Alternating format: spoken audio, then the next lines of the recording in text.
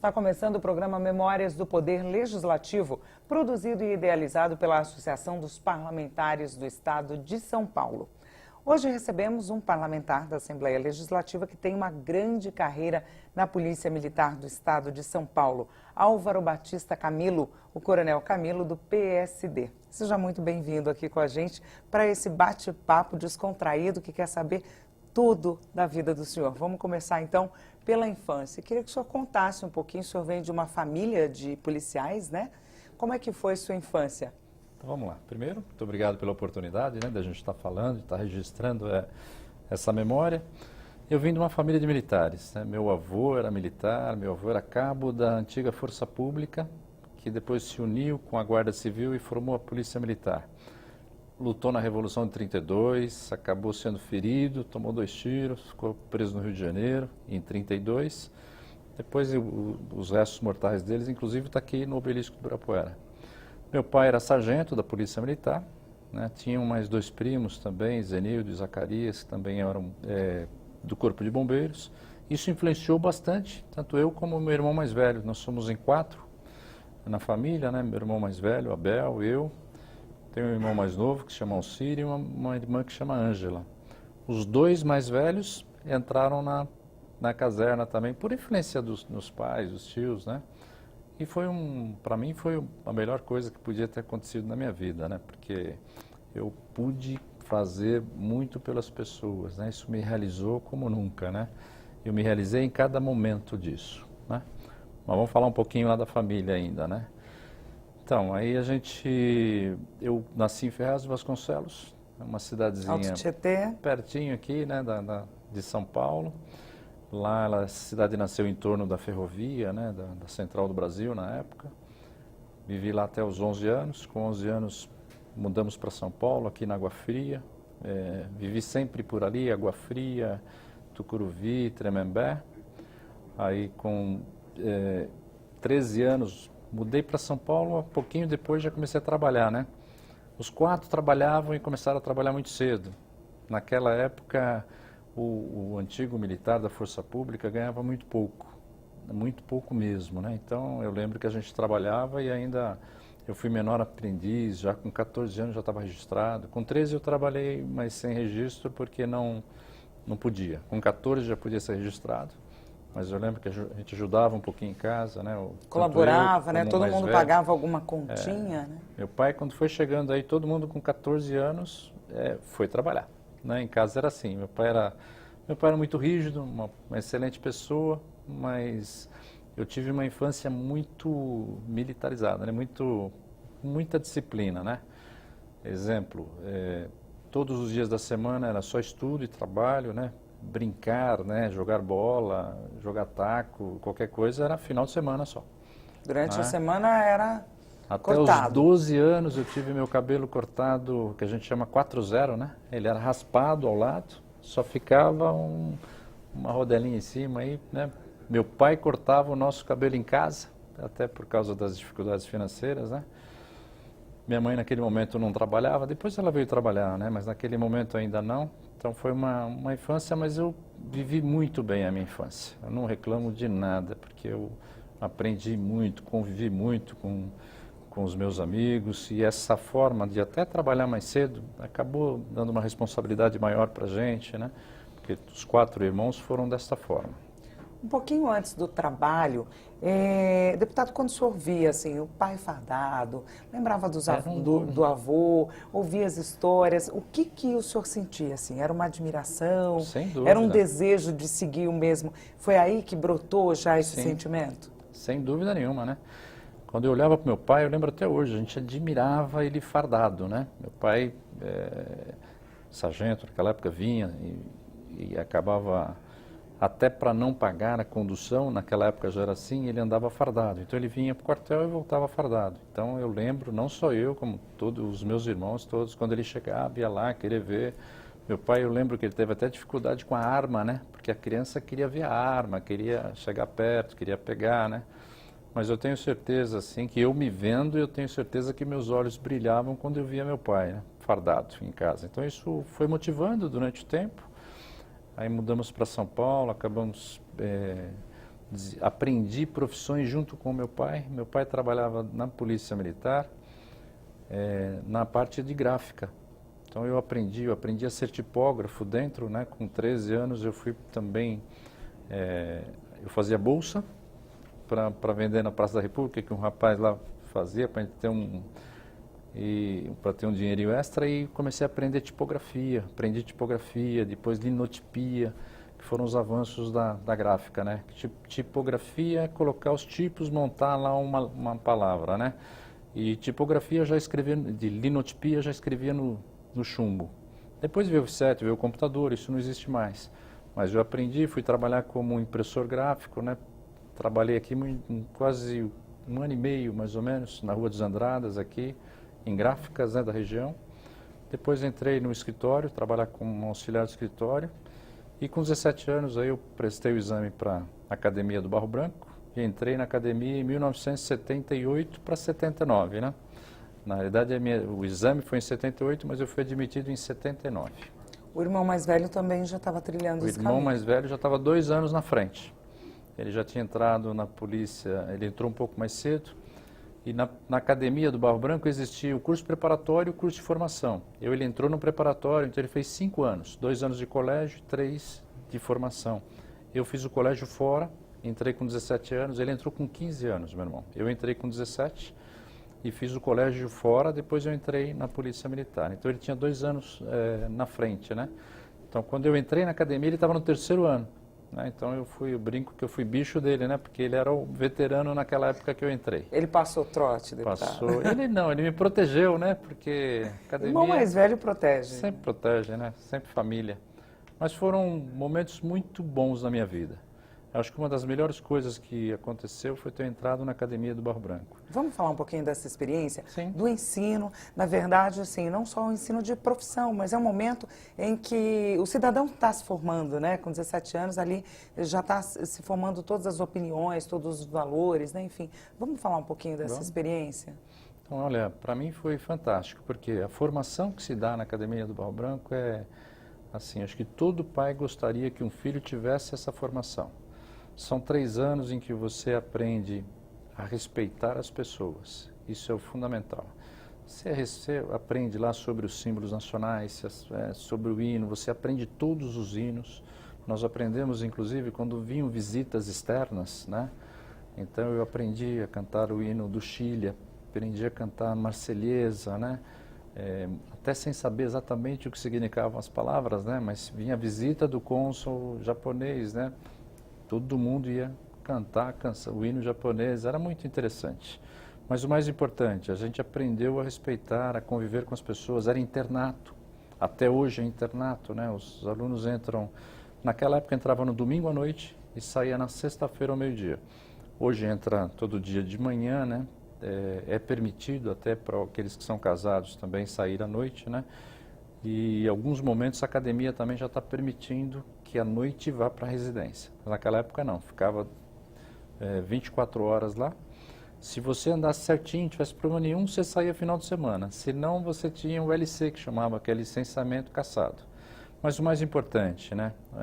O exemplo dos professores, tinham professores externos, inclusive, bons professores, e ali se formava o caráter, né? Ali acho que eu fui forjado neste meio, isso eu acho muito importante, de hierarquia, de disciplina, mas não no sentido que as pessoas pejorativamente falam em autoritarismo, em coisas autoritárias, nada disso. Lá é calcado no respeito, né? No sentimento de dever, de honra, mas interno. A gente chama de disciplina consciente. Lá a gente é treinado a fazer a coisa certa, simplesmente assim, independente se está sendo fiscalizado ou não, independente se isso vai ter um reconhecimento ou não, é ensinado assim, ó, esse é o caminho certo a trilhar, esse é o caminho do bem, né? Isso é muito importante. E uma coisa muito importante da academia, né? Lá não tem falta, não tem aula que não seja dada. Então todos os dias tem aula e é seguido aquilo. Para mim, por que foi muito importante naquele momento? Eu vim de um mundo onde eu levantava às 5 horas da manhã para pegar o ônibus para ir aqui para o centro da cidade, né, lá da Zona Norte. saía correndo, comia um lanchinho para poder ir para uma escola pública, sempre estudei em escola pública, saía às 11h30 para dormir, para levantar no outro dia cedo, e às vezes dava tempo, às vezes não dava para almoçar, às vezes avançava mais o serviço, e eu entrei num ambiente que era tudo certinho, né? Tudo regradinho. Eu não levantava mais às 5, levantava 5:50, um pouquinho mais tarde, né? E tinha horário para você fazer educação física, tinha horário para você comer, horário para você dormir. 10 horas da noite apagam-se as luzes todas da academia, que é o horário do silêncio. Aliás, se toca uma corneta, né? Toca o silêncio à noite, a partir daquele momento, ninguém mais fica com luzes acesas. Só na sala de TV, ou se alguém quiser estudar, vai para a sala de aula, que lá pode ficar. Então, um ambiente extremamente regrado, a gente aprendeu a conviver com as outras pessoas. E isso serviu para enfrentar qualquer coisa aqui fora. E tem, até para essa convivência, né, esse ambiente compartilhado e dividido, tem aquela coisa, né, da liberdade de um que termina quando começa a do próximo, né, a do outro. Isso mais é ou o que menos é por aí. mais falado na academia. O meu direito acaba onde começa o seu. Isso era muito importante, porque lá se aprendeu a viver em equipe, a compartilhar, né? E lá todas as atividades são nesse sentido, inclusive, de você estar junto, de ter equipe, de não deixar o seu companheiro para trás, de você até perder uma determinada disputa porque um companheiro seu você não consegue trazer junto. Mas o mais importante não era você ter vencido, era você ter mantido a sua equipe, você ter trabalhado juntos, foi muito importante na minha vida. E disciplina é bom, né, deputado? Principalmente num momento de formação do indivíduo, né? Disciplina pode trazer muita coisa boa, né? Ela não é sinônimo de imposição nenhuma, né? Você se organiza melhor, você aproveita melhor o tempo, você absorve melhor as coisas, né? Sem dúvida, se você for disciplinado, primeiro, você não desperdiça e você aproveita mais a vida. Se você for disciplinado, você faz o que tem que ser feito na hora que tem que ser feito. Se você não for disciplinado, você começa a procrastinar aquilo que você deveria fazer no serviço, você invade a hora do almoço, aquilo que você poderia ficar com o final de semana livre você leva para casa, você começa a misturar as coisas, né? Então lá, isso a gente aprendeu lá. Chegou meio-dia e 10 que acabava a aula, acabou a aula. Ah, mas ficou. Não, então você perdeu. Você tinha que ter terminado nesse momento. A partir de agora você vai almoçar. Né? O que as pessoas às vezes não fazem. Essa falta de organização acaba não sendo produtivo no momento que tem que ser. Isso acaba prejudicando a gente diminui a qualidade de vida. Porque se eu vou para o meu trabalho e faço o que tem que ser feito naquele momento, eu vou ter o horário do almoço, eu vou ter o final de semana, eu vou ter as minhas férias para viajar. E isso é ensinado muito fortemente lá. Tanto é que o lema, né, da academia é hierarquia e disciplina.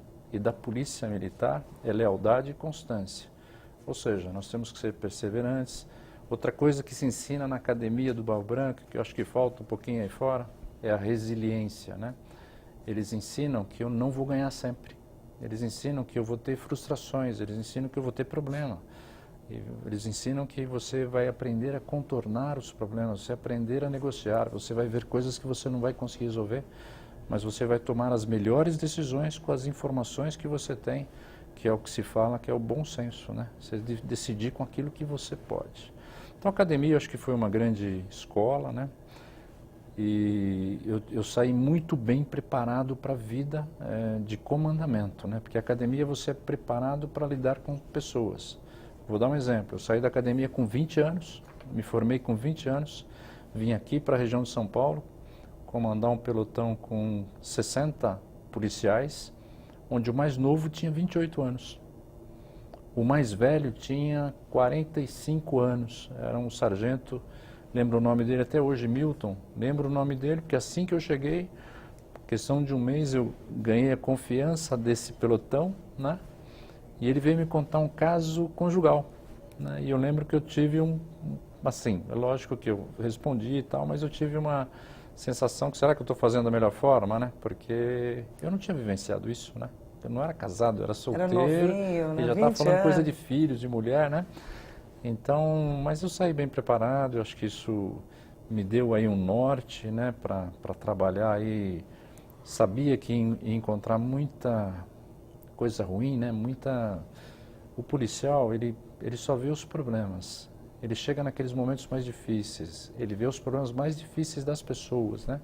Ele chega quando as pessoas estão fragilizadas e nunca chega num momento bom, dificilmente. Sempre chega quando alguma coisa ruim É aconteceu. um gerenciador de conflitos, Exatamente. Né? E é aquele que muitas vezes você chega, você é a salvação daqueles que estão ali. Não estou falando salvação só em termos de salvar vidas mesmo, mas até de as pessoas perguntarem assim, pô, você está aqui, o que eu faço, né?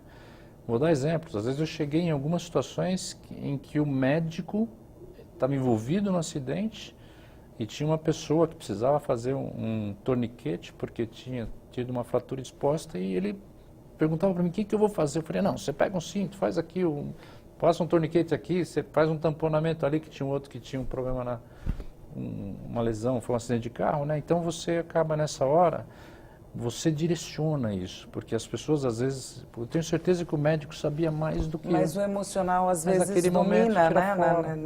Não teve esse preparo, né? Então, Para agir nesses momentos, né? E assim eu fui sendo preparado dentro da polícia, assim eu fui subindo na carreira. E a minha ideia sempre foi essa, né? Eu preciso me manter sereno para poder resolver, né, as demandas, né? Porque se eu, como o policial, estou chegando ali no momento que está todo mundo, se eu também não conseguir me manter ali a serenidade, está tudo perdido, né? Então é isso aí. Academia, para mim, foi muito bom. Aí saí da academia, vamos falar um pouquinho depois da academia, saí da academia. Eu escolhi trabalhar no policiamento, eu saí achando que penso até hoje, todos que saem da academia têm que trabalhar no policiamento, na área operacional, mas não nas tropas especiais, tem que trabalhar na rádio patrulha. Eu escolhi 3 batalhões da região centro, na época eram 7, 11 e 13, hoje tem mais um, que é o 45, porque eu queria aprender a ser policial. E eu vi meu pai trabalhando nisso. E por que a região central, deputado? A região central, porque a região central, todos assim, não queriam muito vir para a região central. Porque ela é uma região onde acontecia de tudo. E até hoje acontece de tudo. É uma região onde a diversidade é muito grande. Você está socorrendo um juiz durante o dia por um acidente de carro, por algum problema, ou por um caso no seu condomínio. Daqui a pouco você está atendendo um drogado, um morador de rua, daqui a pouco você está trabalhando com a travesti, daqui a pouco você está trabalhando, né? Ou seja, você vê todos os lados do que é fazer policiamento, né, no estado de São Paulo. Então a minha visão era aprender, eu achava que eu tinha que aprender a prática, né? Hoje a academia está até melhor nisso, porque ela tem estágios. Naquela época eu não tinha um estágio como tem hoje. Mas agora os alunos saem fazer estágios. Naquela época a gente vinha e depois ficava um tempo ainda estagiando nas unidades. Então eu escolhi porque eu queria ser rádio patrulha, e mesmo porque tive bons instrutores nessa área e me identifiquei com isso. Acho que a rádio patrulha é muito bonito ser do bombeiro, que você salva bastante vidas, é muito bom ser do grupamento aéreo, é muito bom ser do choque, do trânsito. Mas aquele que faz a diferença na vida das pessoas, ou o que mais faz, todos fazem, mas o que mais faz é o patrulheiro. É aquele que chega quando você diz com 90. Esse é o que merece o maior reconhecimento de todos, né? Eu sempre procurei fazer isso também quando comandei a PM, mas é o patrulheiro, é aquele que está no dia a dia, é aquele que está vendo tudo o que está acontecendo, né? É aquele que não está indo para uma coisa que ele sabe mais ou menos o que é. O bombeiro vai para um lugar, ele sabe mais ou menos o que é. O patrulheiro não, ele se depara com o problema, né? Ele não sabe o que está acontecendo quando ele chega. Muitas vezes a ocorrência que é irradiada não é o que acontece com ele. É o primeiro a chegar. É o primeiro. Vou dar um exemplo. Eu saí em 82, eu fui chamado por uma ocorrência de briga de família num apartamento da Avenida Angélica. Quando eu cheguei, perguntei inclusive para o porteiro, está tudo em ordem, está tudo em ordem. Subimos no 12º andar, 9 reféns, 3 marginais, me receberam a tiros, houve uma troca intensa de tiros. Acabei baleando 2, um foi pego depois, né? Mas assim, a gente não estava preparado, era uma briga de família, porque a filha estava falando com o pai, quando os ladrões invadiram o apartamento, falaram que ele ligava depois, desligou. A filha ligou para o Copom, tentou explicar que estava brigando com o pai e isso ficou. Então, muitas vezes o patrulheiro ele não sabe o que vai acontecer, ele tem que estar preparado. Para tudo. Ele tem que estar ali esperto, astuto, senão ele acaba morrendo. Né? Que foi o caso que aconteceu comigo. Naquela época não tinha colete, o revólver era um revólver 38, você ainda deixava uma das câmeras vazia, porque o revólver era ruim, se ele caísse no chão ele disparava. Então aquele tambor que ficava no cano, a câmera do cano, você deixava vazia para não acontecer isso. Então tinha muita dificuldade. Eu quis aprender a ser policial. E foi aí que eu aprendi com grandes homens que até hoje eu reconheço o valor dessas pessoas. Eu, por exemplo, nesta ocorrência, eu não tive a minha vida ceifada por causa de um sargento. Ele falou: tenente, está tudo em ordem, mas vamos nos preparar, que a gente não sabe exatamente o que está lá. Porque eu estava indo totalmente despreparado, nem o meu revólver do coldre eu tinha tirado. E se eu chegasse desse jeito, né, dentro do apartamento, e quando a gente abriu a porta do apartamento, fomos recebidos a tiros, valeu a palavra que ele me falou no caminho, né, a experiência dele. Então são grandes homens, grandes mulheres, e eu queria aprender. Então fui para a região centro. E aprendeu? Aprendi. Aí fiquei lá 2 anos, depois um ano e pouco, mais ou menos, veio o concurso para o bombeiro.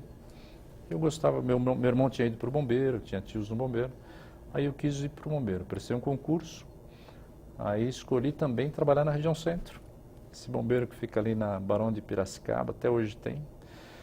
E eu fui trabalhar no Corpo de Bombeiros. Aí aprendi tudo que era de bombeiro, um dos melhores momentos também da vida ali, porque o bombeiro é muito gratificante. A rádio patrulha nem sempre. A rádio patrulha você é muito criticado, porque como policial você vai resolver um conflito. Um dos lados não vai ficar contente satisfeito com você. Então, o bombeiro não. O bombeiro vai sempre ajudar. Né? Ele vai ser sempre o anjo. Vai ser sempre o anjo, em qualquer situação. Então foi muito bem nesse aspecto aí. Trabalhei no bombeiro por 3 anos. Aí depois recebi um convite para ir para a área de tecnologia. Gostava muito da área de tecnologia. Me especializei na área de tecnologia. Foram várias capacitações, né, deputado? Sim. A polícia te dá muita opção, desde que você queira progredir. A polícia é uma mãe, que a gente fala. Além de te custear todos os estudos, né? Porque o jovem entra na polícia, já entra ganhando para fazer academia. Se ele vai fazer o curso de soldados, ele ganha para fazer o curso de soldado. Vai fazer o curso de sargento, ele é colocado em sala de aula e continua recebendo. Você vai fazer o mestrado, a academia do Barro Branco, o policial vai fazer academia, é sargento, ele continua recebendo como sargento. Ele depois vai fazer o mestrado e o doutorado, que são 2 cursos que tem na polícia para os oficiais. Ele fica 6 meses hoje afastado, depois desenvolve uma dissertação ou uma tese, ele continua ganhando. Fora isso, a polícia te dá uma série de oportunidades, né, de ir para a área de tecnologia, para o trânsito, para a parte do choque, por exemplo, né, rodoviária, ambiental, bombeiro. Então basta você se desenvolver, é lógico, querer e, lógico, ser perseverante. Não é na primeira vez que você consegue ir. Mas aí eu fui para a área de tecnologia, gostei muito da área de tecnologia, ajudei a mostrar muito desses sistemas que hoje estão em funcionamento na polícia, na área de inteligência. Tanto minha dissertação de mestrado como a de doutorado, né? A de mestrado, que era um curso intermediário lá para capitães, eu fiz sobre disponibilizar serviços à comunidade pela internet, que era uma coisa nova na década de 90, que estava surgindo. E a minha tese de doutorado foi sistemas de aplicação de BI, né, no serviço policial, ou seja, de sistemas de apoio à decisão, sistemas inteligentes que estão hoje aí fazendo a diferença. Né? Os sistemas inteligentes são muito importantes. Da área de tecnologia, eu acabei indo trabalhar na área de informações, né, da Polícia Militar, a área de inteligência mesmo. Trabalhei por 2 anos na área de inteligência, depois fui para a Secretaria de Segurança Pública, aí fui trabalhar com análise e planejamento. Aí eu estudei muito o crime, estudei o crime nas suas facetas. Por que ele acontece, como que ele se comporta no mundo inteiro, por que as pessoas cometem crime. E dá para traçar esse perfil, deputado? Dá para diagnosticar, né? Desenhar um crime? Dá para desenhar e às vezes a área de estudo traz muito, né? Traz muito, né? Por exemplo, os grandes países que conseguiram diminuir a criminalidade foi baseado em estudos, né? Aliás, esse mestrado... São serviços de inteligência. Serviços de inteligência. Você precisa se adiantar e saber, está sempre um passo à frente, Sim. né? Vou dar um exemplo, né? Esse mestrado e doutorado, essas dissertações e essas teses mudaram a vida da polícia.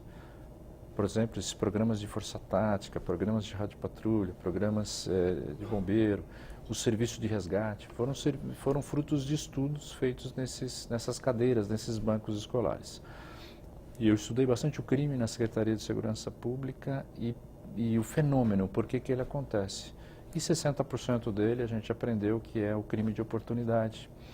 Então, a gente acabou estudando as teorias do crime, eu tive um contato muito forte com a área acadêmica, aí eu fiz até um MBA em Tecnologia de Informação, separado, né? Tinha feito administração de empresas também fora da polícia, e fui me preparando, né, para fazer uma gestão de uma unidade de polícia, uma área de polícia que eu futuramente iria comandar, né? Foram especializações em áreas diferentes e que no final elas todas se abraçaram, né, deputado? Sim, sim.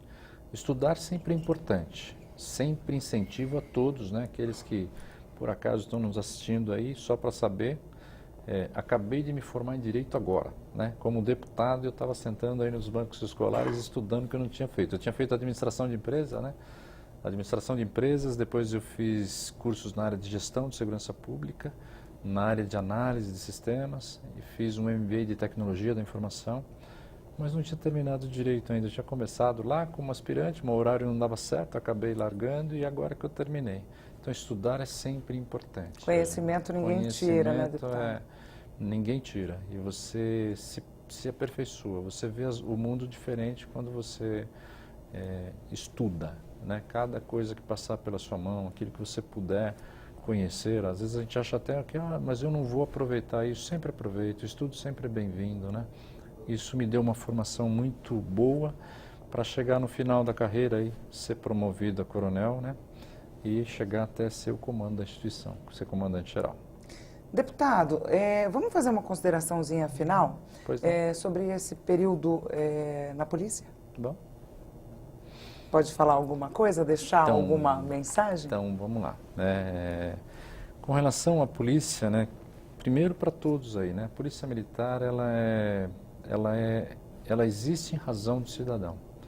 E o maior orgulho que eu tenho foi de poder comandar a Polícia de São Paulo por 3 anos. Fui comandante-geral, trabalhei muito na valorização dessas pessoas, porque são especiais, né, e principalmente a polícia militar, o policial ele não veio, né, de um lugar diferente, ele veio da sociedade, como eu vim, como a maioria que está lá veio. Então, a você que nos assiste, né, saiba que a Polícia Militar de São Paulo é extremamente preparada, a formação é muito forte e a preocupação dela, o foco é o cidadão de São Paulo.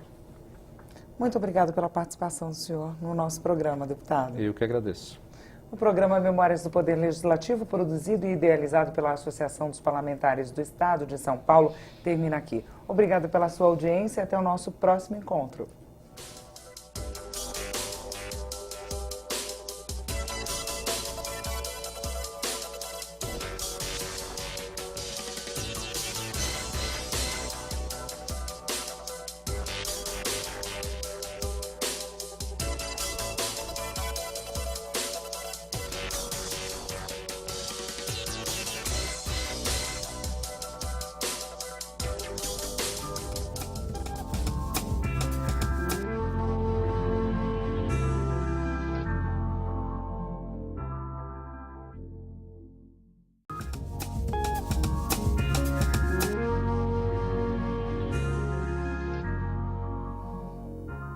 Está começando o programa Memórias do Poder Legislativo, produzido e idealizado pela Associação dos Parlamentares do Estado de São Paulo.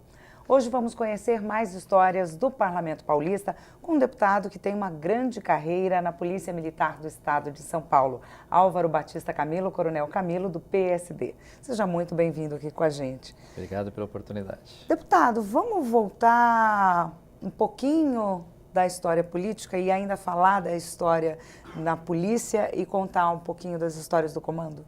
Vamos lá. Na realidade, o comando é que me acabou me trazendo para a política, né? Eu fui galgando os postos, cheguei a coronel da Polícia Militar. Como eu tinha estudado muito crime, eu tive essa oportunidade, quando fui promovido a coronel, trabalhar no centro de São Paulo. e quis trabalhar no centro porque eu acreditava que dava para colocar em prática o que eu tinha aprendido. Eu tinha estudado lá Tolerância Zero, do Giuliani, de Nova York, Janelas Quebradas, do George Killing, né? A teoria lá do crime de oportunidade, de Clark e Felson, que são pesquisadores, ou seja, eu sabia que poderia ser diferente, né? E discordava até um pouquinho de como a polícia estava tratando essa questão, principalmente na região centro de São Paulo, e consegui vir comandar a região. Então a gente fez um trabalho muito forte de enfrentamento da desordem, de organizar a cidade. Então fizemos muitas ações contra a desordem. Nessa mesma época foi lançada a Cidade Limpa pelo então prefeito Gilberto Kassab, me apoiou bastante nas ações, e o centro de São Paulo se modificou.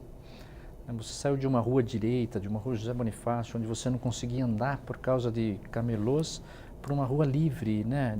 Você poderia passear com a sua criança, com as pessoas, fazer compra com tranquilidade.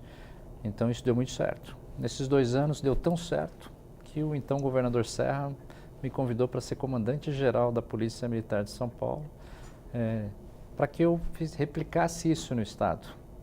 E nessa mesma linha, como comandante-geral... Foi um projeto que deu tão certo que ele foi ampliado já na sequência. Foi ampliado.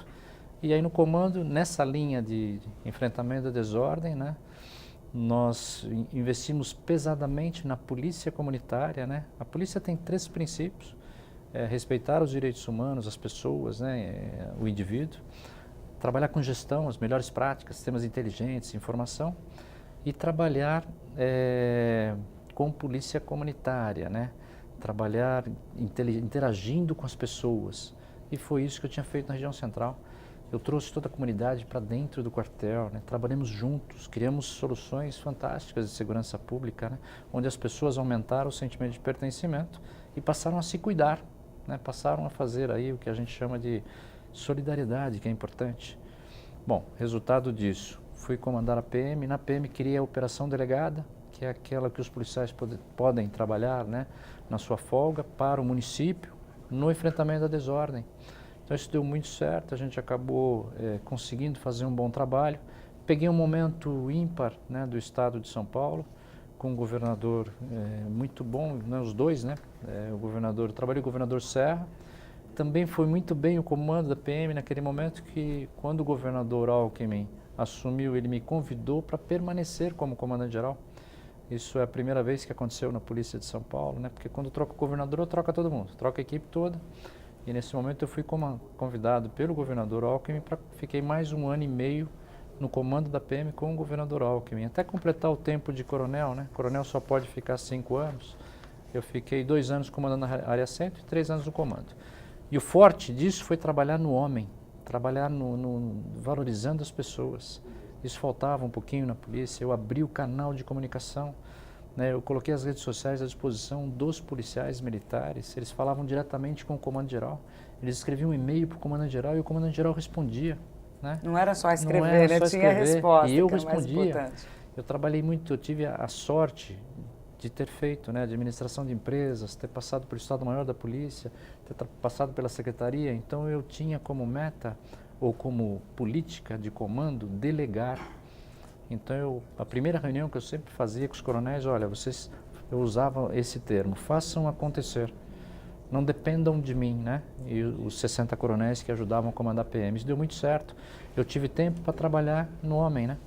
Eu fiz 72 audiências pelo estado de São Paulo. Eu ia numa região, reunia 1000 policiais para falar com o comandante-geral e dava um microfone para o soldado, para o cabo, para o sargento, para perguntar diretamente a mim.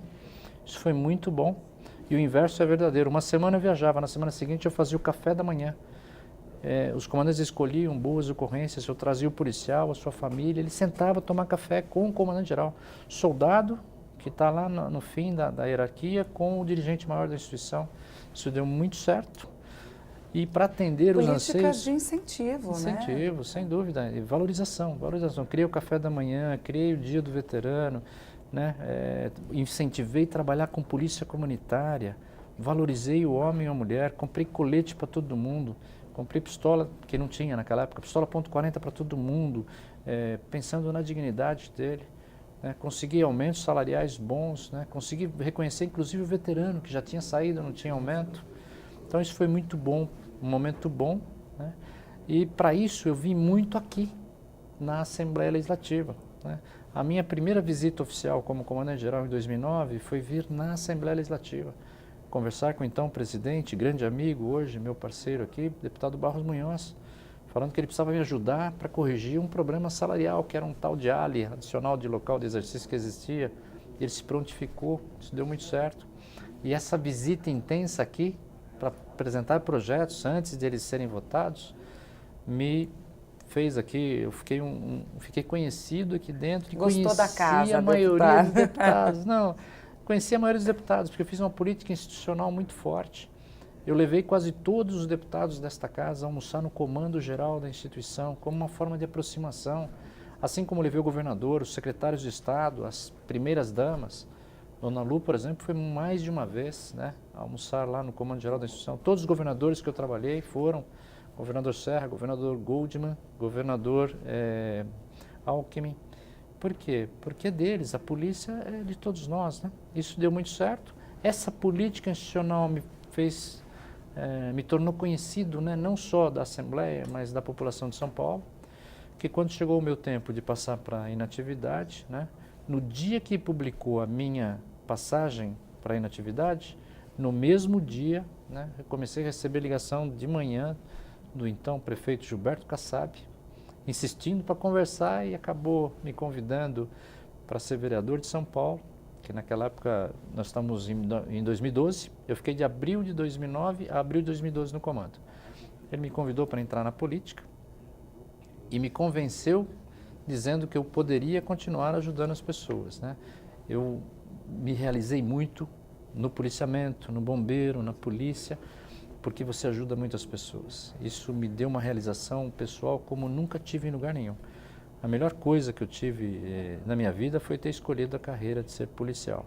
Porque se você quiser, o dia inteiro você ajuda alguém. Desde uma informação, até para ajudar a trocar um pneu de madrugada, até enfrentar marginais que estão tentando tirar a vida de alguém. Então, isso me realizou muito. Eu sou realizado profissionalmente, sou muito feliz por isso.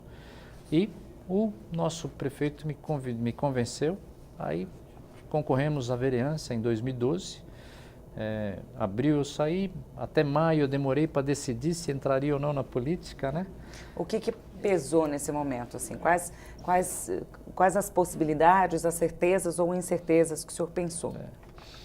Como 5 anos era o norte de Coronel, então eu fiz lá o MBA, eu me preparei em tecnologia, eu pretendia trabalhar em tecnologia, eu não ia parar de trabalhar. Eu iria me aposentar cedo e me aposentei cedo, né?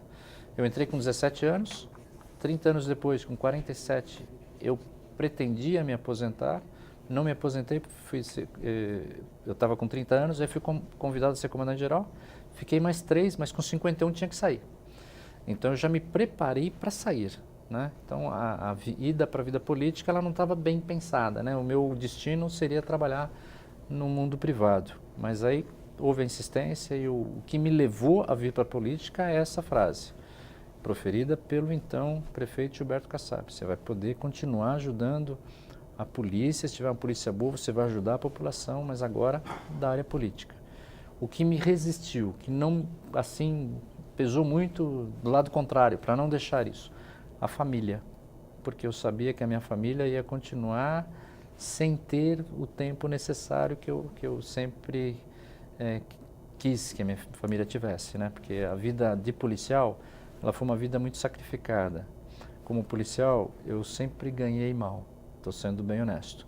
Então, o que eu precisei? Eu precisei dar muita aula. Eu sou professor, eu fui professor universitário por 12 anos, né?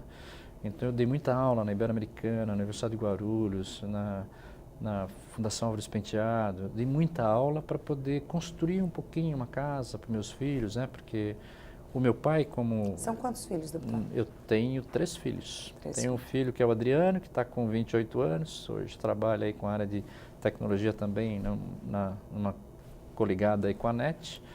Eu tenho o segundo menino que chama Ricardo, hoje ele é tenente da Polícia Militar também, primeiro tenente, trabalha na corregedoria da Polícia Militar.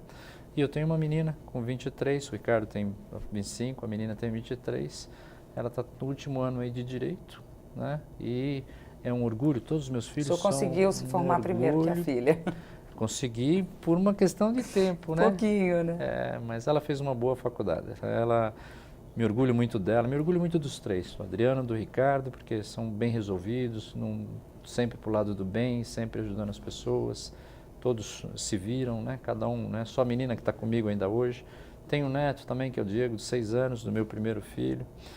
E a Michele, que é a minha filha mais nova, ela está no 5º ano de Direito, já fez a OAB, já passou na OAB, já está bem empregada, num escritório bom de advocacia. Então, os meus filhos são os meus tesouros, não tenha dúvida nenhuma, né?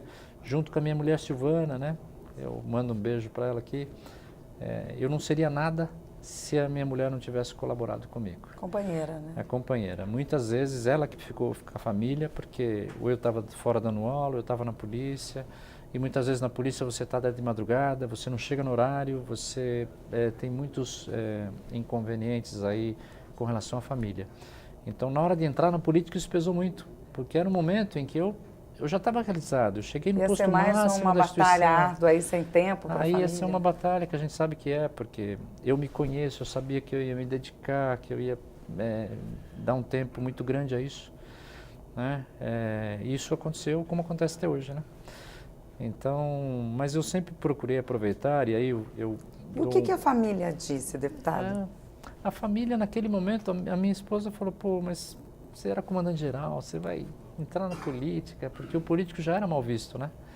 Até hoje o nosso político é muito mal visto, diferente de outros países, né? Mas aqui o político é sempre mal visto, né? Então, eu perdi até grandes oportunidades, só para ter uma ideia, de me manifestar como profissional de segurança por ser político. Teve alguns órgãos de imprensa, algumas mídias que falaram, olha, nós gostaríamos muito da sua opinião, mas como você hoje é vereador, não há espaço para isso, porque é uma norma aqui, não deixar ser político participar disso. Então, assim, pesou muito porque a família poderia me ter mais do que está tendo. Agora, eu deixo uma mensagem para todos, né? Eu aproveitei muito a minha vida com a minha família. Aproveitei muito a minha vida, eu tenho muitas fotos, eu tenho muitos momentos alegres, porque eu aproveitei cada momento. Voltamos a falar de ordem, né, que está na nossa bandeira lá, né, de ordem, de disciplina. Então, quando eu estava com a minha família, eu realmente estava com a minha família. Eu não estou pensando no que eu vou fazer depois, do que eu vou fazer amanhã, né? Eu estou brincando com meu filho, estou brincando com meu filho. Eu posso não ter todo o tempo que eu queira para brincar com ele, mas quando eu tenho, eu aproveito ao máximo aquele momento. Então, procurava ter o máximo de qualidade na presença dos meus filhos, né? Da minha esposa, dos meus filhos. Toda oportunidade que eu tinha em casa, reunia, todo sábado praticamente, reunia, né? Que era o tempo que eu tinha mais livre quando eu voltava da faculdade.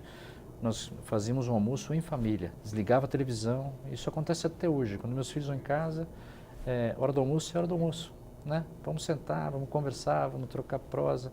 Com tudo que é equipamento eletrônico desligado. A gente senta, almoça, todos Os celulares almoçam, também, deputado? Celulares também, né? Não fica ali no celular, não, nada disso, né? Então isso era importante. São pequenos momentos, mas a gente aproveitou muito. Até a falta financeira a gente supriu com a companhia, né? Então eu não precisava, muitas vezes eu não conseguia ir no rodízio, levar todo mundo, né? Mas a gente comprava lá, né? Fazia batatinha com cerveja em casa, não tem problema, mas estava todo mundo junto. Está reunido, é o que importa. Reunido, que é o que importa. Então isso é uma coisa que pesou muito na hora de sair, mas aí a minha mulher acabou compreendendo, né? A Silvana, a minha família também. Eu acabei me candidatando a vereador, fui eleito, quase que eu entrei direto, não consegui porque eu tive 26 mil votos, precisava de 29, mas acabei ficando suplente, primeiro suplente da coligação. E o Antônio Carlos Rodrigues foi ser senador no lugar da Marta, que foi ser ministra, né? E eu acabei ficando os 2 anos como vereador.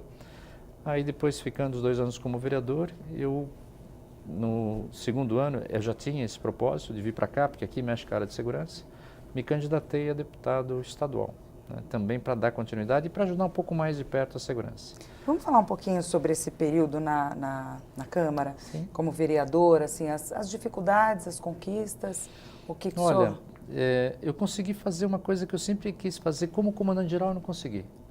Como comandante-geral, eu fui por 3 vezes na Câmara Municipal fazer palestra e debater com um grupo seleto de vereadores da época quando era presidente Pólice Neto, quando era presidente o próprio Antônio Carlos Rodrigues, para dizer que o município tinha que pensar mais na segurança, que nós tínhamos que, quando fosse fazer um plano diretor, ter lá um pedacinho que se preocupasse com a segurança, né? E eu não consegui, mas como vereador eu consegui. Como vereador, nós entramos em 4 militares, eu, o Coronel Telhada, o Capitão Conti Lopes e o Sargento Abuani. Então nós levamos muito a discussão de segurança para dentro né, que esse era o nosso objetivo. Nós nos reunimos, falamos, vamos trazer a segurança para dentro da Câmara Municipal. Foi tão importante isso que nós tivemos até seminários de segurança feitos por vereadores que não eram da segurança, como o vereador Calvo fez lá um seminário de segurança. E aí se começou a discutir a segurança lá dentro. Isso foi muito importante, as pessoas tomaram consciência, né, do papel do município na segurança pública, na prevenção primária, né, na zeladoria, né, que é iluminação, lixo, camelô irregular, drogadiço, mendicância, né, flanelinha. Tudo isso influencia na segurança e é papel do município. E além disso, pudemos construir leis que melhoraram a segurança das pessoas. Por exemplo, a lei do pancadão. Eu criei lá no município a lei do pancadão. Para quê? Para que as pessoas pudessem dormir. Então hoje a Guarda Civil Metropolitana tem como agir, pode multar, pode aprender. Ela limita esse... Exatamente, não deixa fazer essa bagunça na rua, né? Não sou contra nenhum show na rua, desde que é autorizado, desde que é num lugar que possa ser feito. Pelo contrário, incentivo, os jovens têm que ter espaço para se divertir. Mas voltamos ao início. Meu direito acaba as regras, né? A disciplina. Disciplina. Então, deu muito certo. Eu acho que foi um momento bom, um aprendizado fantástico, né? A Câmara é pulsante, né? A imprensa acompanha todos os dias todas as votações. O povo lota as galerias para ver as votações. O cidadão vai te procurar na Câmara, vai no seu gabinete, quer saber a sua opinião, quer te propor uma lei, quer que você brigue por alguma coisa do bairro. Então é muito próximo do cidadão, né? A Assembleia é um pouco mais distante, porque você tem áreas no Estado, porque o deputado é do Estado todo, né? Mas a Câmara não, a Câmara está ali. É corpo a corpo. Corpo a corpo, exige, vai cobrar, não só vai levar, como vai também agradecer, mas vai cobrar, vai na galeria. No dia da votação, se é contra, vai lá se manifestar que é contra, porque é muito próximo do povo. Então esse foi um aprendizado fantástico. Aí depois de 2 anos, né, lá na Câmara Municipal, vim para cá. Aqui também, como eu falei, a gente já tinha frequentado bastante essa casa como comandante. Fiz uma política institucional muito forte, muitos projetos, eu vim aqui defender projetos. Todas as vezes em que fui convidado pela Comissão de Segurança, pela Comissão de Direitos Humanos, como comandante-geral, estive aqui. E aí viemos para cá, também com o intuito de melhorar a vida das pessoas. Se for no meu gabinete hoje, né, como a gente trabalha muito como era a polícia, né, fiz um planejamento estratégico aí para o mandato, e o objetivo principal nosso é melhorar a vida das pessoas. E dentro dessa linha, nós trabalhamos aqui forte em 2 frentes, né? A frente de segurança, até criei uma frente parlamentar, que é a frente parlamentar da segurança pública, né, que eu sou presidente ou coordenador, né? E num outro lado, porque a segurança vai trabalhar, lógico, no que eu conheço, na segurança, mas sempre trabalha um pouco na consequência, né? E uma outra frente que é para trabalhar na causa.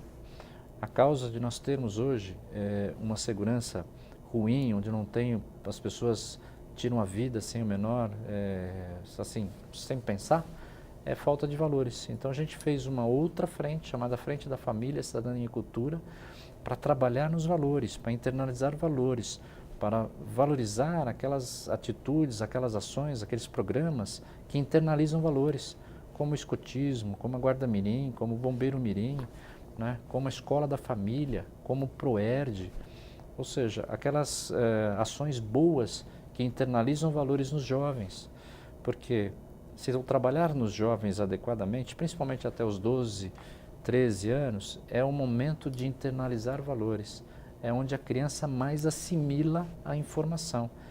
Depois funciona? Também funciona, posso trabalhar e acho que tem que trabalhar sempre. Por isso que sou defensor aqui, né, de um projeto que estou estudando e devo apresentar ainda esse semestre, de um espaço nas escolas estaduais para se discutir cidadania. Na realidade, o que eu quero é um espaço, não precisa ser uma disciplina, é um espaço para que as crianças, pelo menos uma vez por ano, seja como o Proerd, seja como qualquer outro programa, ela escute alguém falar de direito, de dever, de limite, de liberdade, de responsabilidade, de pertencimento, de solidariedade, né? de respeito. Ou seja, a criança está crescendo sem ouvir isso. E o que é pior, às vezes nem na faculdade. Hoje os jovens estão vazios de valores, estão carentes? Eu acho que sim. Né? Quando você pegava o jovem, vamos discutir o jovem da USP de hoje. Quando eu estava no comando geral, teve um problema sério. Um jovem foi agredido dentro da USP, né? Acabou sendo morto dentro da USP. Então, de repente, a polícia, eles não queriam a polícia lá dentro. E houve uma confusão de valores, né? Porque os valores que defendiam os jovens de 67, né? Do começo de 70, eram valores de liberdade, né? De liberdade mesmo, na concepção da palavra, né? De poder se expressar. Né? E eles queriam que a USP fosse um território livre para isso. E hoje a gente vê que os alunos, né, que foi a nossa grande discussão naquela época, eu fui até lá como comandante-geral, dentro da faculdade de filosofia, conversar com os alunos, porque há uma grande confusão. Essa liberdade de expressão, essa liberdade, ela se confundiu. É como se a USP fosse um território livre. E não é assim, aquele é um espaço público. Não é um território livre onde se pode tudo, onde se pode fumar maconha, onde se pode consumir drogas, não é isso. Então houve uma grande confusão ao longo do tempo e fomentada, inclusive, infelizmente, por alguns professores, estou sendo bem honesto, isso se confundiu. Então isso nós precisamos voltar. Como que a gente faz isso? Discutindo cidadania desde da educação infantil, lá atrás, como da educação infantil de forma lúdica, depois no fundamental, né, de alguma forma, depois no colégio, até chegar na faculdade, no nível superior, aí, seja a disciplina chamada ética, seja chamando compliance, o que for. Nós precisamos ter um espaço para que as pessoas discutam valores, né, para que isso seja discutido, para não passar em branco, né, porque hoje a gente vê que, às vezes, a escola fala que a família tinha que ter ensinado, a família deixa para a escola. Esse jovem cresce sem ouvir falar em regras, né? Em limites. Deputado, o senhor falou sobre algumas frentes, o senhor também faz parte da comissão, eu queria que o senhor falasse um pouquinho agora das leis e projetos de leis aqui desse período na casa. Então, tá bom. Bom, projetos de lei que a gente tem feito são na área de segurança, né? E na área de valores, normalmente. Tem um outro pedido que a gente trabalha também em outras áreas. Então, na área de segurança, aí a gente fez projetos. Um deles já virou lei, que é a própria lei do pancadão, agora em nível estadual, né, permitindo a ação da polícia, né, nas desordens. E estamos fazendo também projetos que valorizem, né, o PROERD, né, nós estamos tentando aí que o PROERD ele possa ser desenvolvido até por policiais no horário de folga. Estamos também trabalhando nesse projeto de cidadania, ou seja, de um espaço para a cidadania dentro das escolas.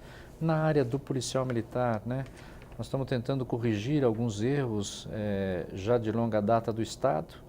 Por exemplo, o policial não tem assistência jurídica, ele vai combater o crime, tem que contratar um advogado para se defender quando ele provocou, às vezes, uma lesão no infrator durante o serviço. Trabalhar nessa parte do policial. Então, temos projetos aí para que os policiais, por exemplo, possam ter prioridade em creche, porque o policial, às vezes, ele é mudado de uma cidade para outra. Vai no meio do ano, o filho não pode ficar na escola, então fizemos um projeto porque ele tem a prioridade e não conseguindo uma creche que o Estado dê ali um valor para que ele possa pagar a creche. Outra coisa que fizemos também para os policiais é que eles possam ter transporte gratuito quando, por mudança do serviço, está muito longe da casa dele. Então você vê muitos policiais pedindo carona nas estradas, né? Então, os meus projetos foram sempre nessas duas áreas, né? Projetos para creche, projetos para transporte para os policiais, projetos também para que a diária do policial seja melhor, né? Nós temos algumas injustiças aí, por exemplo, o policial que trabalha 24 horas ganha um valor de diária menor do que trabalha 12, né? Porque com 24 ele trabalha 10 dias no mês, com 12 ele trabalha 15, ele acaba uma distorção que tem ali algumas coisas. Então, vários pontos que a gente está corrigindo para melhorar a dignidade, a vida do policial, que a gente sabe que se o policial estiver bem, a população vai estar melhor assistida e outros serviços poderão ser desenvolvidos. Nada funciona se não tiver segurança. Se eu não tiver segurança, o professor não consegue dar aula, vai ter medo, vai ser agredido, né, na sala de aula. Se eu não tiver segurança, o médico não vai na periferia, não vai nos pontos de saúde que sejam afastados, porque ele tem medo. Então, a nossa linha, os projetos são nessas duas áreas, principalmente, né? Mas tem, às vezes, um outro projeto que vem, que é importante também, seja na área de saúde, seja na área de educação, a gente também acaba fazendo. Deputado, muito obrigada pela participação do senhor no programa aqui com a gente de hoje. Muito obrigada. Eu que agradeço, um grande abraço a todos. O programa Memórias do Poder Legislativo, produzido e idealizado pela Associação dos Parlamentares do Estado de São Paulo, termina aqui. Obrigada pela sua audiência e até o nosso próximo encontro.